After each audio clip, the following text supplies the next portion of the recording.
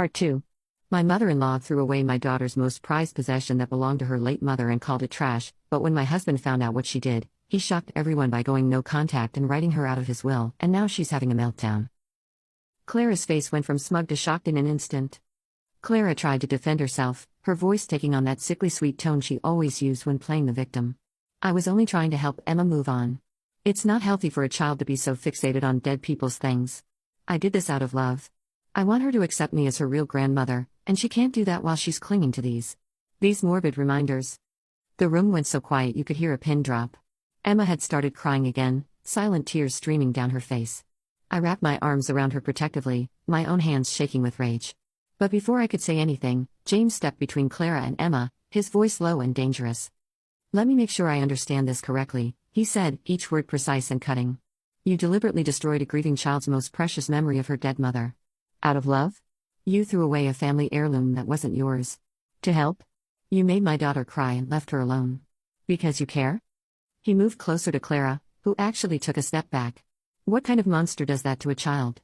What kind of grandmother deliberately causes this much pain?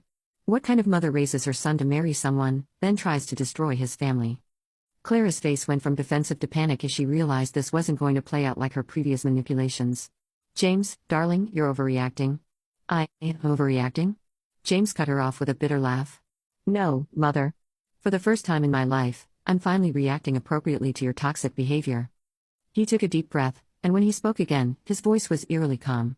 "You are no longer welcome in our home or our lives. I'm removing you from my will completely. Every single penny will go to a children's grief counseling center in Sarah's name.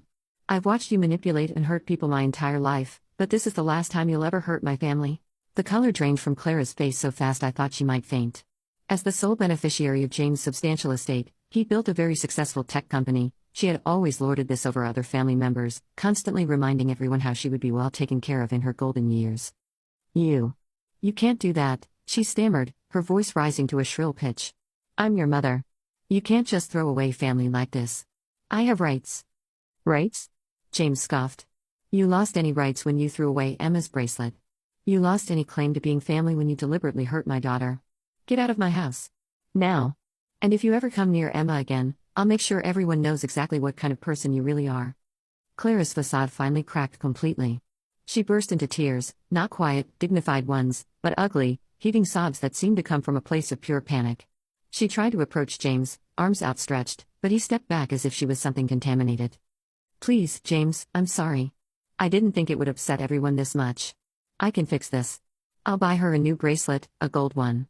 With diamonds. Please, you can't do this to me." The next few days were absolute chaos. Clara seemed to completely lose touch with reality.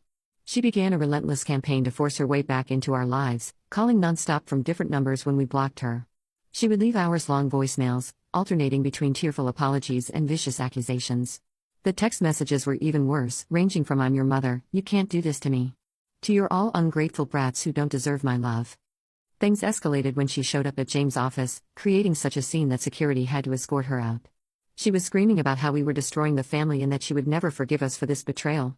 The incident was caught on security cameras, which would later prove very useful for our restraining order application. Then came the flying monkeys.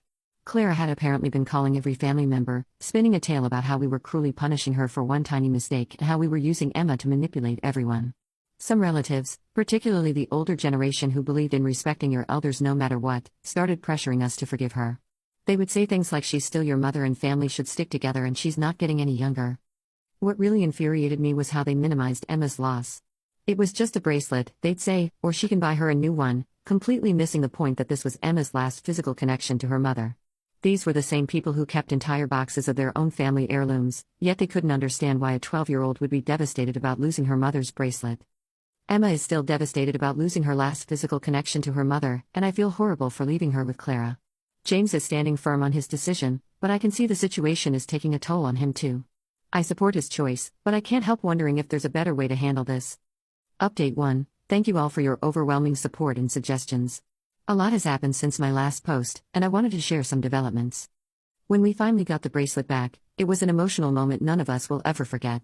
The waste management worker who found it, Mike, had actually lost his own mother recently and said something about the bracelet caught his eye that morning.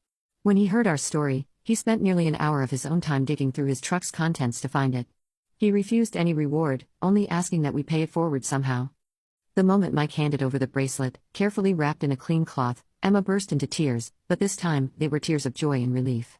She hugged it to her chest, then threw her arms around James, sobbing "Thank you, Daddy" over and over. It was the first time she had ever called him that, and I saw tears in James' eyes as he held her. The bracelet needed professional cleaning, but was otherwise intact.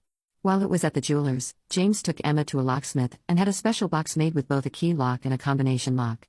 He told her, "No one will ever take this from you again, sweetheart. I promise." The jeweler also added a new charm to the bracelet, a small shield, which Emma says represents how James protects her. Clara's reaction to finding out we recovered the bracelet was telling. Instead of being happy for Emma, she became angry, saying we had undermined her authority and ruined her plans to help Emma move forward. This just confirmed for everyone that her actions were deliberate and malicious. James has officially started the process of changing his will. He's also spoken to a lawyer about getting a restraining order because Clara's behavior has become increasingly erratic.